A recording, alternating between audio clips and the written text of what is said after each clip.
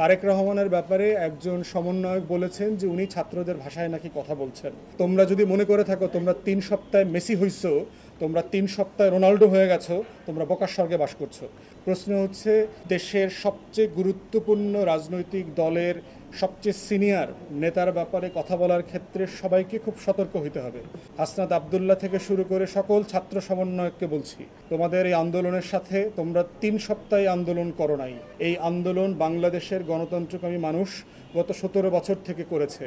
Messi হঠাৎ করে গোল দিলে গোল হয় না, 11 জন খেলে মেসি বানাইতে হয়। তাই সিনিয়র পলিটিশিয়ান এবং পলিটিক্যাল পার্টি নিয়ে কথা বলার ক্ষেত্রে সকল ছাত্রনেতাকে অত্যন্ত সতর্ক হতে হবে। কোনো ফাইজলামি করবার সুযোগ কিন্তু নাই। কারণ তোমরা কে কজন মারামারি করছো, কোন তারিখ থেকে কোন তারিখ মারামারি করছো, তোমরা কয়জন আহত হয়েছো আর কয়জন নিহত হয়েছো, সব কিছুর গল্প আমরা জানি। তাই তারেক রহমান সম্পর্কে অবশ্যই সমালোচনা করবার অধিকার আছে সবার রাজনীতি হিসাবে, কিন্তু তারেক রহমানকে অথবা কোনো রাজনৈতিক দলের নেতাকর্মীকে হেয় করে কথা বলার কোনো রাইট নাই। কিন্তু এর মানে এটা না যে কোনো রাজনৈতিক নেতাকর্মীর সমালোচনা করা যাবে না। তার ব্যাপারে যেটা বলা হয়েছে, উনি ছাত্রদের ভাষায় কথা বলছেন। ছাত্রদের এই আন্দোলনে তো বিএনপির রোল ছিল। বিএনপির মহাসচিব বলেছেন যে এই জুলাই আগস্টের গণহত্যায় বিএনপির 200-র উপর নেতাকর্মী মারা গেছে। তো ছাত্রদের ভাষায় কথা বলা মানে এটা কী ধরনের কথা? অতএব আমরা মনে করি যে কথা বলার ক্ষেত্রে সতর্ক হইতে হবে।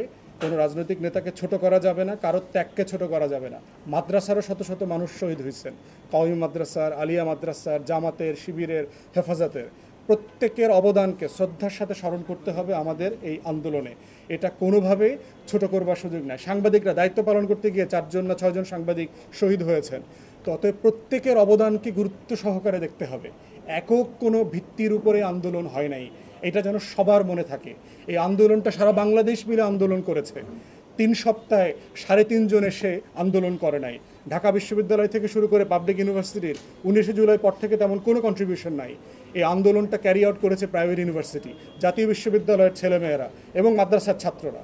অতএব সেই আন্দোলনের ব্যাপারে সবাইকে অবদানের জায়গাটা শেয়ার করতে হবে এবং সবাইকে ন্যায্যতার ভিত্তিতে সম্মানের সাথে আন্দোলনের শেয়ার দিতে হবে।